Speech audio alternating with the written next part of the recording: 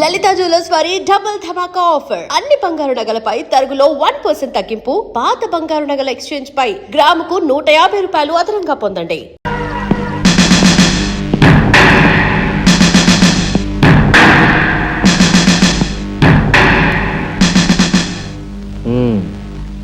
నువ్వేనా తొట్టి గ్యాంగ్కి లీడర్వి? తొట్టి గ్యాంగ్ కాదు, అనుకుంటే ప్రాణాలు తోడే గ్యాంగ్. ప్రాణాలు తోడే గ్యాంగ్. అందుకే ఆ కార్మిక నాయకుడు ప్రాణాలు తోడేశారు. అవునా? ఏమిటి? మర్యాదగా నేరం ఒప్పుకో, లేకపోతే మేమేం చేస్తాం మాకే తెలియదు. మీకే తెలీదా? పాపం ఆయనకే తెలియదంట. ఏమిట్రా వెటకారం? ఉండేలా ఉంది. మర్యాద రాగి అని నోరు పారేసుకున్నావో చెయ్యి చూడు ఎంత రఫ్ గా ఉంది. రఫ్ ఆడించేస్తాను. You rascal! You bloody! You bloody! You shut up!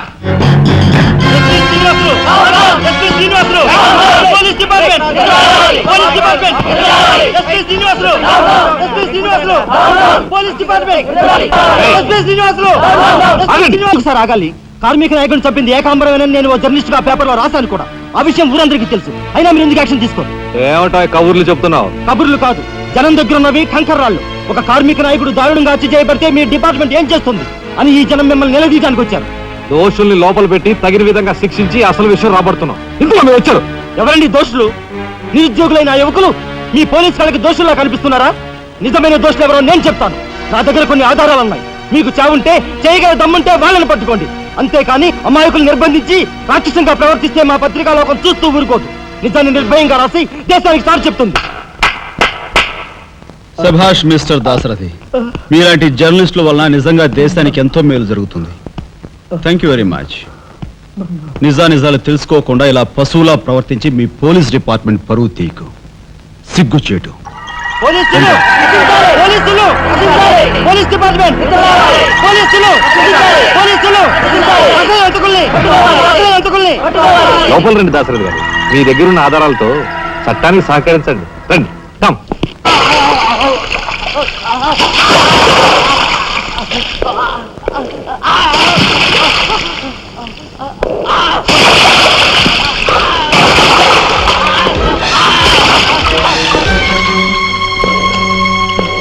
ఏమయ్యా జర్నలిస్టు, నాలాంటి వాడితోనూ ఎస్పీతోనూ తగువ పెట్టుకుని ఎందుకయ్యా చావు కొని తెచ్చుకున్నావు?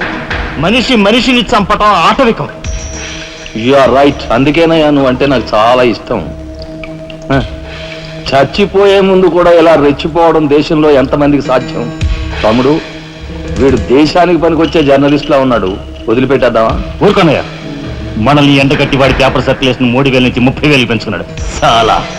తమ్ముడు చెప్పింది నిజమే. మమ్మల్ని బజారుకి ఇచ్చి నీ పేరు ప్రతిష్టలు పెంచుకున్నావు. మరి మా పరువు ప్రతిష్టలు కూడా మేము కాపాడుకోవాలి కదా. అయినా మనిషిని చంపేయడం అంటే సరే కానీ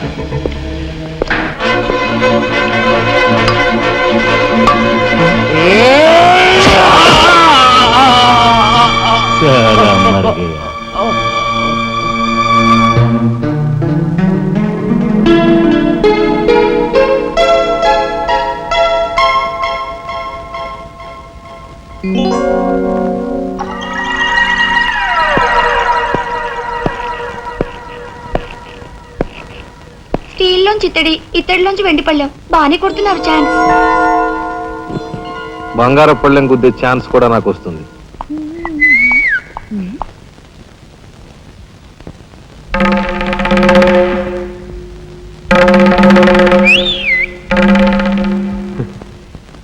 ఏమిటా చూపు? నేను మావాడు ఒకేలా ఉన్నావునా? అదంతేలే. అవును, నీకు మావాడంటే చెయ్యిలా చూపించి 4 మడత పెట్టి చెయ్యి చూసావా ఎంత రఫ్ గా ఉందో?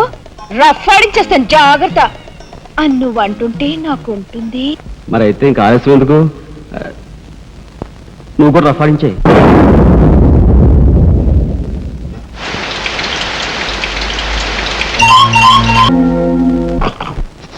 మా ఇంటి ఆడ వస్తుంది.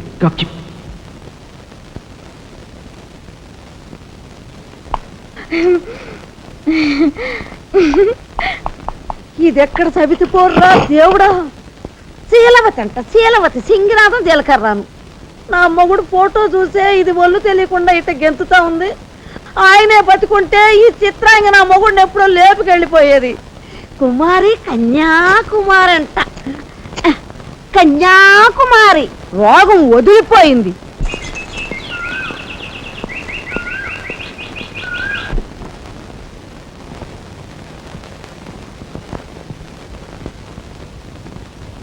అన్నయ్య,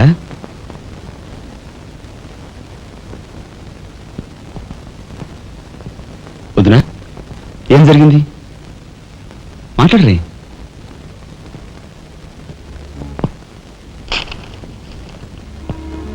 అన్నయ్య, ట్రైన్ ఛార్జీల వరకు డబ్బు నాకు అందింది కనుక ఢిల్లీ బయలుదేరి వెళ్తున్నాను. ఇన్నాళ్ళ నుంచి మన కుటుంబ బరువు బాధ్యతలను ఒక్కడవే మోస్తున్నావు. నేను ఐఏఎస్ పాస్ అయి నీ బరువులో పాలు పంచుకోవాలనుకున్నాను. ఇంకా 5 రోజులు గడువు ఉంది. ఈ 5 రోజుల్లో మీరు నాకు ఆ అవకాశం ఇవ్వలేకపోతే మన కుటుంబ బరువు బాధ్యతల్లో పాలు పంచుకోకపోగా నేను మీకు అదనపు బరువునవుతాను. అది నాకు ఇష్టం లేదు. ఆ పరిస్థితే ఎదురైతే నా బరువుని ఈ లోకం నుంచి శాశ్వతంగా ఎలాగైనా సరే పెద్ద మనసు చేసుకుని ఆపదను మీరే గట్టెక్కించాలి. మీ మేలు ఈ జన్మలో మర్చిపోలేదు. అది సరేనయ్యా. మీది తమ్ముడు కరెక్ట్ చదువు పూర్తి అవ్వాలంటే నీకు 25,000 కావాలి. కానీ ఏం చూసి ఇమ్మంటావు? ఉన్న ఇల్లు కాస్త తనక పెట్టావు. ఇప్పుడేం తనక పెడతావు? కాబోయే మీ తమ్ముడు కలెక్టర్గిరి తనక పెడతావా?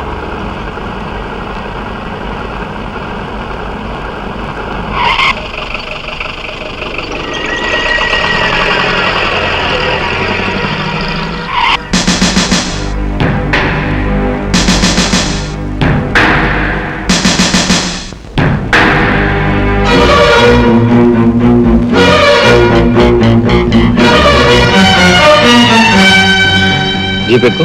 ఎందుకు ఎక్కాలి? It's my request. నీతో చిన్న పని ఉంది. కమాన్.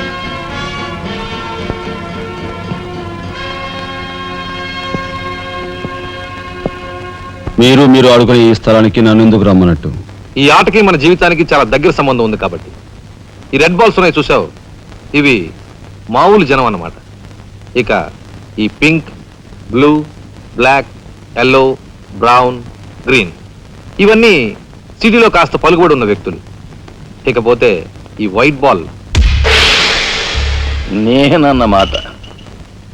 ఇందులో ఏ బాల్నైనా కదిలించే కెపాసిటీ, కావాలనుకున్న కార్నర్లోకి తోసేసే కెపాసిటీ ఈ తెల్ల బంతికి ఉందన్నమాట.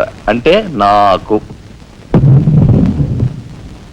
దీన్ని తెల్ల బాలు అంటారు, క్యూ బాల్ అంటారు. ఓహో, ఓసారి క్యూ ఇటిస్తారా? దగ్గరగానే ఉందిగా, తీసుకో. నేను అడిగింది ఆ క్యూని. నువ్వట. రా రా. వచ్చాను. ఏం కావాలి? నేను అడిగింది ఈ క్యూని, నిన్ను కాదు. ఎంతో శక్తివంతమైన ఈ క్యూ బాల్ను సైతం కదిలించే శక్తి ఈ క్యూకుంది. అంటే నేను ఈ క్యూ లాంటి వాడిని. నీ తసారావులో పడ్డు ఎస్పీ మా బలెంటోని తెచ్చావయ్యా. నాకు నచ్చాడు. సర్లే, మంచి కెపాసిటీ ఉన్న క్యాండిడేట్. కళ్ళు మూసుకుని ఉద్యోగం ఇచ్చేయచ్చు. చూడబాయ్, నేను చెప్పే ప్రతి పనికి ఓ రేట్ ఉంటుంది. Fixture rate. ఎవరి కష్టాతీత ఉంచుకోరు. Spot payment. ఫైటింగ్కి వెళ్ళావనుకో 1000 రూపీస్. కాలో చెయ్యో తెచ్చావనుకో 5000 రూపీస్. లైఫే తీసేసావనుకో 10,000 రూపీస్. Spot payment. మందు పొందు బేట. ఓకే? అంటే నాకు ఇచ్చేది గోండా ఉద్యోగం కాదు, గవర్నర్ గిరి. చేస్తావా? గోండాయే, కాకపోతే నంబర్ 1 గోండాగా కాస్త రెస్పెక్టబుల్ గా చూస్తావయ్యా. చూడండి, నేను ఫైటింగ్ పెడతాను. ఎప్పుడో చెప్పనా? న్యాయం అన్యాయం అయినప్పుడు. కాలో చేయో తీస్తాను. అదెప్పుడో చెప్పనా? ధర్మం అధర్మం అయినప్పుడు. లైఫ్ తీవాల్సి వస్తే తీస్తాను. అదెప్పుడు? మీలాంటి వాళ్ళు ఇలాంటి వాళ్ళు కలిసి బరి తెగించి కిరాతకులైనప్పుడు. ఓర్ని తసారావుల బొడ్డు బాలేంటోడే బాబు వీడు. ఇంటి మొగుడికి ఎక్కువ, రంకు మొగుడికి తక్కువ అన్నట్టున్నాడు. నాకేం నచ్చలేదు, మనకేం అక్కర్లేదు. నాకు అసలు నచ్చలేదు. ఏమిటయ్యా ఇది మంచి చట్టం లేకుండా? ఆ మాట అడగాల్సింది నేను.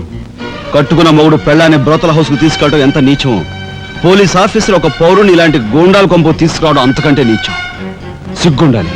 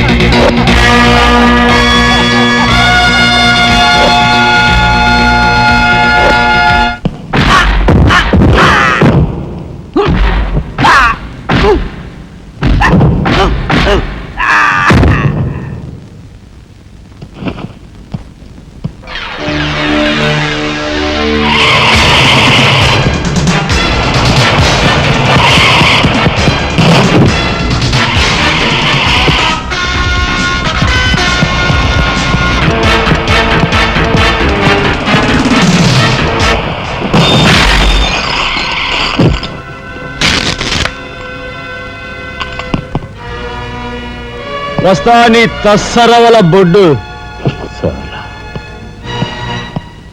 అన్నయ్య ఇక లాభం లేదు. పండేసినా చెయ్యి తెగిందని కత్తి పారేసుకుంటామా కనకాంబరం? వాడి కెపాసిటీ ఏమిటో కళ్ళారా చూశాం గనక వాడిని బ్రతిమాలో బామాలో బెల్లించో నెమ్మదిగా మన అండర్లోకి తెచ్చుకోవాలి, అంతేగాని ఖర్చు పెట్టేయకూడదు. నిజమే, అలాంటి కెపాసిటీ ఉన్నవాడిని ముసలి వాళ్ళైతే పెంచుకోవాలి, పడుచు వాళ్ళైతే ఉంచుకోవాలి. ఓసిని తస్సరవల లడ్డు మరి పెద్ద పెద్ద డైలాగులు చెప్పేస్తున్నావు. ఇంతకీ నీ కెపాసిటీ యాస్ట్రేక్ ఎక్కువ, డస్ట్బిన్ తక్కువ.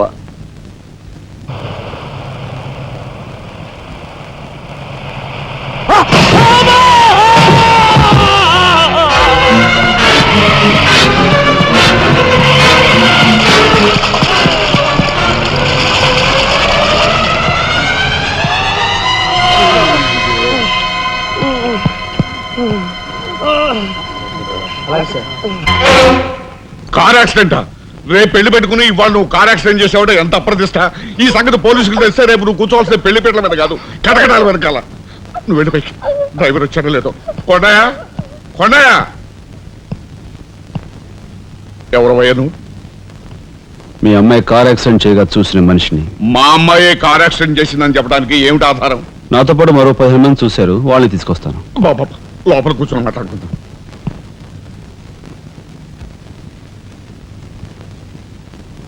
బాబు, రేపే మా అమ్మాయి పెళ్లి. ఈ సంగతి నలుగురికి తెలిస్తే దాని పెళ్లి అయిపోయి మా ఇంటి పరువు పోవడమే కాకుండా బంగారం లాంటి దాని భవిష్యత్తు నాశనం అయిపోతుంది. అందుకని ఈ కేసు నెత్తి మీద వేసుకునే మనిషి ఎవరైనా దొరుకుతాడేమోనని. దొరికితే చెయ్యన్నారు వాడిని ఎత్తినేసి వాడికి అన్యాయం చేద్దామనా? అన్యాయం చేయను బాబు, వాళ్ళు ఎంత అడిగినా ఇస్తాను. అంతేకాకుండా దెబ్బ తగిలే హాస్పిటల్లో ఉన్న పేషెంట్కి అయ్యే ఖర్చంతా నేను భరిస్తాను. నిర్లక్ష్యంగా కారు నడిపి ఓ మనిషి అవిటివాడైపోవటానికి కారకుడయ్యాడు కనుక కోణిదెల రాజారాం అనే ఈ ముద్దాయికి ఐపీసీ సెక్షన్ 348 క్రింద 6 నెలలు కఠిన కారాగార శిక్ష విధించటమైనది. సూపరింటెండెంట్ గారు పిలుస్తున్నారు.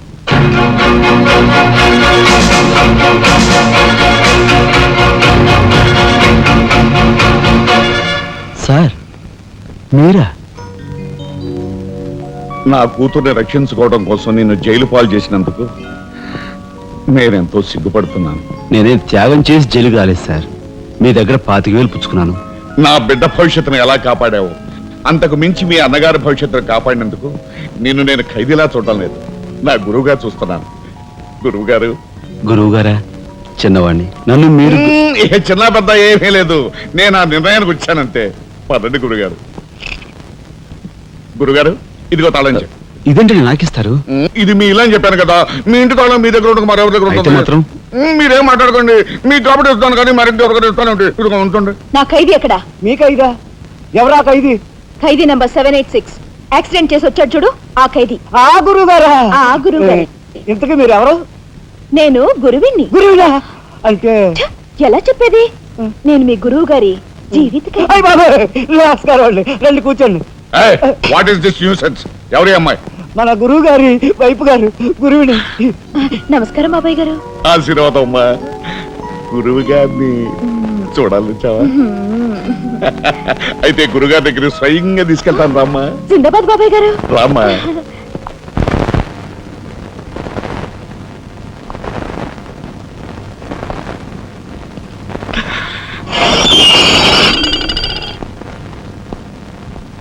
ఆహా, సీతాకోక చిలుకల్లాగా, చిలకా గోరింకల్లాగా ఎలా మిలమిలా మిరిసిపోతున్నారు. గురువుగారు ప్రొసీడ్.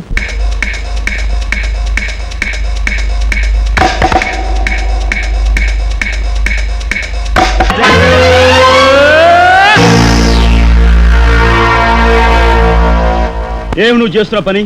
సిగ్గులేదు? ఎవరైనా చూసి ఏమనుకుంటారు? అసలు ఎందుకు వచ్చావు? నిన్ను ఇల్లు ఖాళీ చేయించిన పాపానికి జీవితాంతం నన్ను ఇలా చిత్రవధ చేయడమే కార్యక్రమంగా పెట్టావా? వెళ్ళు. గురుగారు ఏమిటండి ఇదంతాను? ఈ అమాయకురాల మీద ఇలా కేకలుస్తున్నారు ఏమిటండి? ఎవరో అమాయకురాలు? మీ భార్య గారండి. తానా? నా భార్య? మీకు మతిపోయిందా? చూడండి బాబాయ్ గారు, భారతదేశంలో భారతీయులు ఎక్కడైనా పరాయి మగాండు పట్టుకుని నా మొగుడు అంటుందా? తండ్రి లాంటి వారు మీ కూతుర్ని మీరని న్యాయం చెప్పండి. అలాగేనమ్మా. ఆల్ రైట్, నేను తాళి కట్టిన ఇల్లాలే అయితే ఆ. నేను కట్టిన తాళేది నల్లపూసలేవి కాలికి మెట్లేవి చూపించమనండి కమాన్ కరెక్ట్ చూడమ్మా ఒక్కసారి ఆయన అడిగినవన్నీ చూపించేసి నీ పాతివ్రత్యాన్ని నిరూపించమ్మా. బాబాయ్ గారు పొద్దున బాత్రూమ్ స్నానం చేసినప్పుడు అవన్నీ మర్చిపోయి మర్చి నీ బొంద మర్చిపోయావు. ఇదిగో చూడండి, మీ మీద ఒట్టేసి చెప్తాను, ఇది ఒట్టి దొంగ సరుకు. ఇక మీద ఈ జైలుకి నన్ను కలుసుకోవడానికి రకరకాల వేషాలతో రకరకాల భాషతో వస్తుంది. వచ్చి ఏడ్చి గీ పెట్టా సరే మీరు దాన్ని అలో చేయొద్దు. సత్యనారాయణ అలౌ చేయొద్దు. That's right. మీ కూతుర్ని ఇక నన్ను సెంటిమెంట్ లో కొట్టాలని ప్రయత్నించుకో. లాఠీ చార్జ్ బాబాయ్ గారు, చేస్తాను. బాబాయ్ గారు, లేదంటే బాష్పాయి వదులుతాను. బాబాయ్ గారు, ఇక లాఠీ చార్జ్ చేస్తాను అంతే. అయ్యో, పద. ఇక శ్రీరామ. మాట్లాడకుండా పద.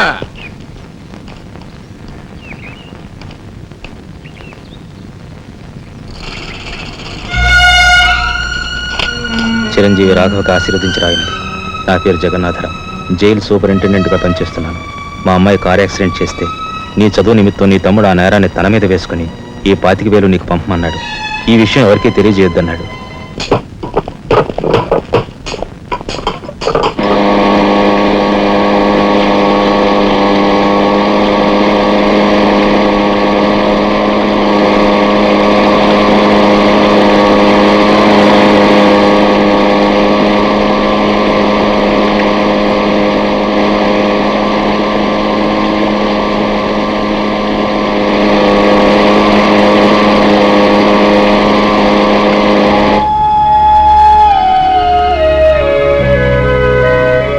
నాయనమ్మా, ఒరే చిన్నాడా, ఏమిట్రా ఇది? నేనేం చేయకుండా పని చేయలేదు నాయనమ్మా. అనుకోకుండా యాక్సిడెంట్ చేసి అవునరా, చెయ్యని యాక్సిడెంట్ నీ నెత్తి మీద వేసుకుని ఆ పెద్దంటి పరువు కాపాడావు. చిన్నవాడిపైన మా అందరి బరువు నీ నెత్తి మీద వేసుకుని నీ జీవితాన్ని జైలు పాలు చేసుకున్నావు. నాయనమ్మా, ఇదంతా నీకెవరు చెప్పారు? నా మూలంగానే తెలిసింది. నభ్రియాత్ సత్యం అప్రియం అన్నారు, కానీ ప్రియమైన సత్యాన్ని చెప్పకూడదని వేదాల్లో కూడా లేదుగా గురుగారు. చిన్నడా,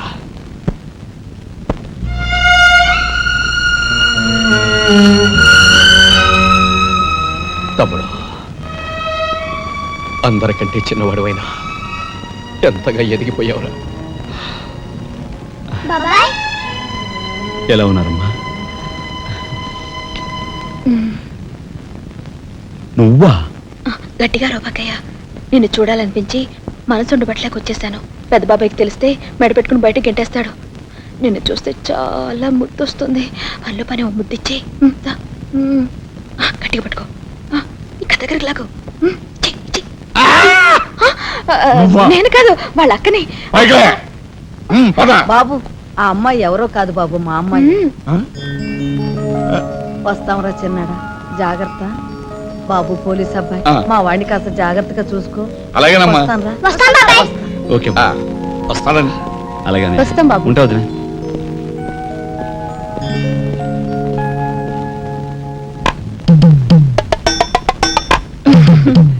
ఏంటి వాళ్ళతో వెళ్ళవా? ఇక్కడే ఉండిపోతావా? ఆహా. రఫ్ అని సరే ఉంటున్నావు.